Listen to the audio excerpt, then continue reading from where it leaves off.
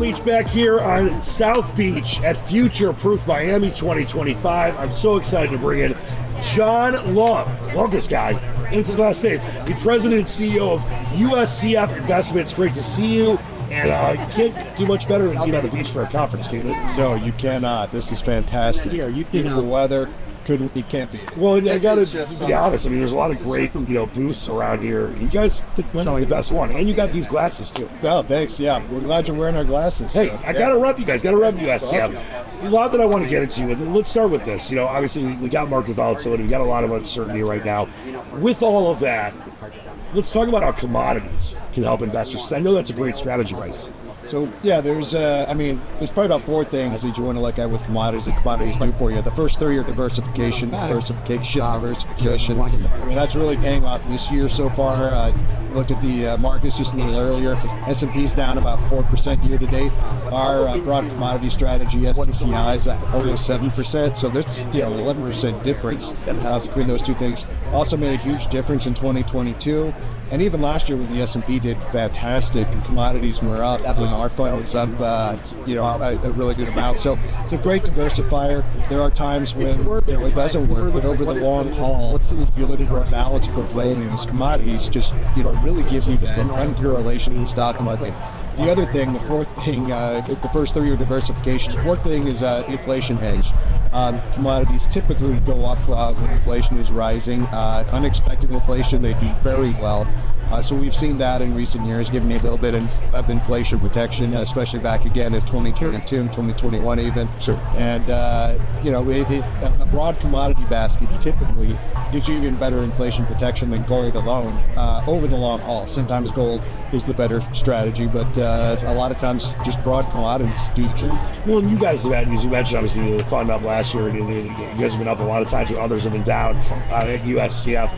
When it comes to, just the overall strategy you guys have, for people that, obviously a lot of people are very familiar with you, are very happy, but for those that maybe are thinking about getting involved, what is kind of the general kind of thought process that goes into what you guys decide to invest in? So we're looking at liquid commodities. So that's what I'm talking about. We initially got our start doing single commodity funds, so oil, natural gas, things like that. We have some, a lot of energy products. We have we have a copper product. But we also went into broad commodities. We partnered with a firm called Summer Haven. They have a great index on commodities, and it's done extremely well. Launched a fund with them back in 2010, and then we did another version that doesn't put out a K1. Original commodity funds put out K1s, and people don't like that. So we came out with one in 2017 that has no K1. And it's the same methodology. Basically what we look at is the entire commodity universe. We're in every sector. But we don't want to own every commodity all the time. So we rebalance once a month to equal weights. We own about half the liquid commodity universe. And we're looking at a market signal that kind of indicates when the market thinks something is scarce, that there's not enough of it. I'm not going to have enough corn for my cornflakes. So we think, the price of that commodity is more likely to rise. So we do that. We look at that every month. We rebalance every month. We make sure we're in every sector. And that's, at least over the last 1, 3, 5 years, has led to outperformance in that product. So that's really it. It's don't sit in the whole universe, but we give you strong beta to the commodity, to the Bloomberg Commodity Index or GSCI, just commodities in general. Very high beta, but with the potential for outperformance, and that's shown up in my last this decade.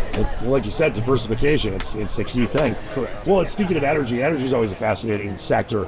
What is the, from your perspective, the energy outlook for 2025? So it's been a little more muted, I think, than it has been in past years. We kind of have to bifurcate oil and natural gas because those are really two different markets. But let's say petroleum, oil, gasoline, heating oil, and all of that.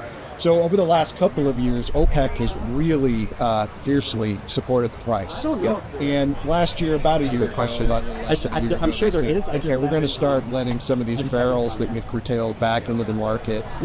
We've defended the price long enough. And they said, but we could change our minds if necessary. And they've finally gotten around to, they pushed it back a little bit. Just recently that they're going to start, we are now more to do this. And so that OPEC put is not there anymore. Right. there's potentially a lot of supply, or some supply coming back on the market if there's a resolution to the Russian. But she said she had. And then the U.S. is producing record amounts. We're producing more than any nation in history. Which a lot of people don't seem to realize, but that's a huge thing. Yeah, it's incredible. So I think that probably in petroleum-linked commodities is probably a bit of a headwind. Yes, she said she got years, which have been very good for commodities. Natural gas, on the other hand, which has just been plunged, year after year, it has finally taken off. I mean, this year it's up tremendously. We're exporting more LNG than ever before. We exported almost nothing just a few years ago. Now it's growing constantly. With a new administration, we're going to be exporting more. Probably for the next 3 to 5 years, it's going to be increased demand, and then there may be as people. We have a ton of natural gas, so we start producing more of that. And the answer to supply and prices is, or the answer to high prices is more supply. So the answer to low prices is less supply. So the market will adjust, but right now it seems like where oil and petroleum have been the main commodities, or that outperforming energies. Natural gas may be shifting. That's right. We see it. Another obviously big, speaking of new administration, you can't walk anywhere without getting hit with the talk about tariffs. Yeah. And this is obviously something that you guys obviously have a lot of high history and understanding and studying, and being successful through certain different market situations. When it comes to tariffs, your thoughts on how that can affect commodity prices? Yeah, so I wish there was a simple answer. It's actually. You said you had a great conclusion. Yeah, I'll get to the conclusion, but I wish I had a simple answer. It's really complex because there's first order effects, there's second order effects, there's where do things sort of land in the long term.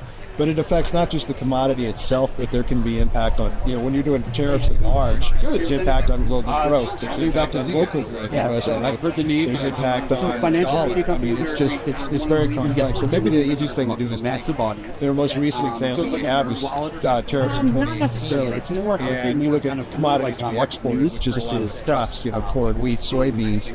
And those prices fell initially because when we put tariffs on other things, other countries said, okay, then we're not going to buy our crops, reducing demand. So our prices came down for a while until people that weren't buying crops, they were buying from more expensive producers, said, well, it's cheaper to buy from the U.S. So eventually things come back into equilibrium. But it all depends on the commodity, because if you've got something like hostage, so this is actually 11. And if we put a tariff on it, we're kind of shooting ourselves in the foot. I mean, as far as the prices, again, you'll find equilibrium and things probably. What is your role?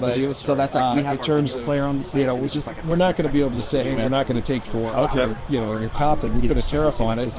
Or somebody tariffs us, we still need to be coppers. So it really depends on these are the three ways. And the long-term conclusion, it's hard to say. I mean, trying to work this out, and just like you could make a grid with multiple dimensions of like what's going to happen. It's like I think the signal we use say, hey, is there relative scarcity in something or relative surplus? Rely on something like that and just stick to it for the long term. Commodities still have promise. Tariffs affect different things in different ways, and it's hard to say what'll do better. But if you're using a smart selection methodology like we are in SDC, I think that pays out over time.